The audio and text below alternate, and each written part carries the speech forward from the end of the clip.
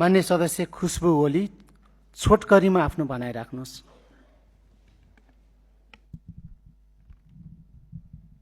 सम्माननीय सभामुख महोदय, प्रधानमन्त्रीज्यूको अभिव्यक्तिले यस सदन मात्र होइन, मुलुकको संवैधानिक मर्यादा, सार्वभौमिकता र संस्थागत स्थायित्व, इन्स्टिट्युसनल स्ट्याबिलिटीमाथि नै गम्भीर प्रश्न खडा गरेको आज धेरै हप्ता बितिसकेको छ।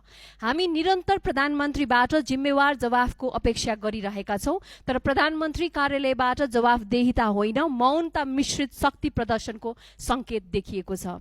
हामीले प्रधानमन्त्री तथा मन्त्री परिषदको कार्यालयलाई राज्यका संस्थाहरू बीच समन्वय गर्ने, संवैधानिक निकायहरूको स्वतन्त्रता सुनिश्चित गर्ने र मुलुकको संस्थागत स्थायित्वलाई सुदृढ बनाउने केन्द्रका रूपमा कल्पना गरेको थियौं, तर पछिल्ला घटनाक्रमले गम्भीर चिन्ता उत्पन्न गरेका छन्। सार्वजनिक रूपमा आएका समाचारहरूका अनुसार प्रधानमन्त्री कार्यालयका सल्लाहकार र सहयोगीहरूले अख्तियार दुरुपयोग अनुसन्धान आयोगका पदाधिकारी तथा अधिकारीहरूलाई निर्देशन मात्र दिएनन्, झण्डै 9 घण्टासम्म नियन्त्रण राखे जस्तै अवस्था सृजना गरी आफूहरूले चाहे अनुसार कदम चाल्न दबाब दिएको आरोप सार्वजनिक भएको छ।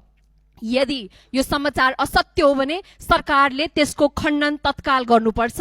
यदि सत्य हो भने यो एउटा संवैधानिक निकायको स्वतन्त्रतामाथि गरिएको प्रत्यक्ष हस्तक्षेप भएको छ। नयाँको नजिर के यही हो त? यति मात्र होइन, नेपालको दशकौं प्रयासबाट निर्माण भएको कूटनीतिक प्रतिष्ठामाथि समेत आघात पुगेका समाचारहरू आएका छन्। कूटनीतिक नियोगका प्रतिनिधिको मर्यादामाथि प्रश्न उठ्ने गरी व्यवहार भएको भनिएको छ। यस्तो व्यवहारले अन्तर्राष्ट्रिय समुदायमा नेपालको छवि र विश्वसनीयतालाई कहाँ पुर्याउँछ? आज हाम्रो विदेश नीति र कूटनीतिक संस्कारलाई कुन दिशातर्फ धकेलिँदैछ?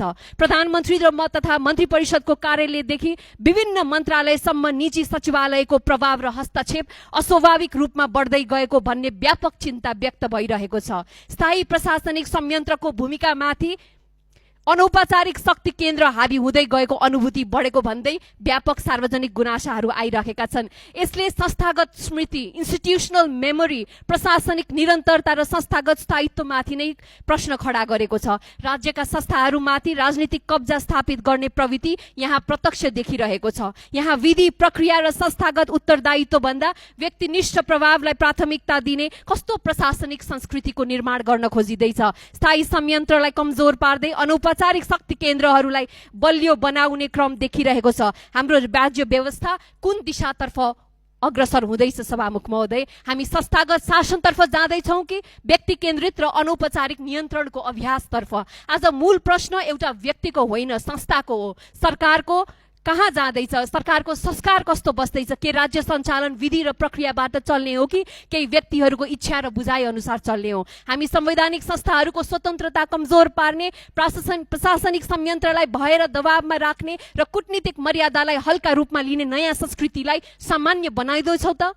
यसमा सरकार गम्भीर छैन, हामी संसदहरू नै गम्भीर हुनुपर्ने स्थिति सृजना भएको छ। संवैधानिक निकायहरूको स्वतन्त्रता र निष्पक्षता सुनिश्चित गर्ने सरकारको स्पष्ट प्रतिबद्धता के हो? नेपालले वर्षौं लगाएर कमाएको कूटनीतिक प्रतिष्ठामाथि प्रश्न उठ्ने अवस्थाहरू किन सृजना भइरहेका छन्? त्यसको जिम्मेवारी कसले लिने? प्रधानमन्त्री कार्यालय राज्यका संस्थाहरूलाई सुदृढ बनाउन अस्तित्वमा रहेको हो कि संस्थाहरूलाई निर्देशित, नियन्त्रण र प्रभावित गर्न, सुशासनको नाममा राज्यका निकायहरूको कार्यक्षेत्र र अधिकारमाथि अतिक्रमण गर्ने प्रवृत्तिलाई सरकारले कहाँसम्म उचित ठानेको? र अन्त्यमा देशका संस्थाहरूलाई बलिया भए लोकतन्त्र बलियो हुन्छ, संस्थाहरू कमजोर भए लोकतन्त्र पनि कमजोर हुन्छ।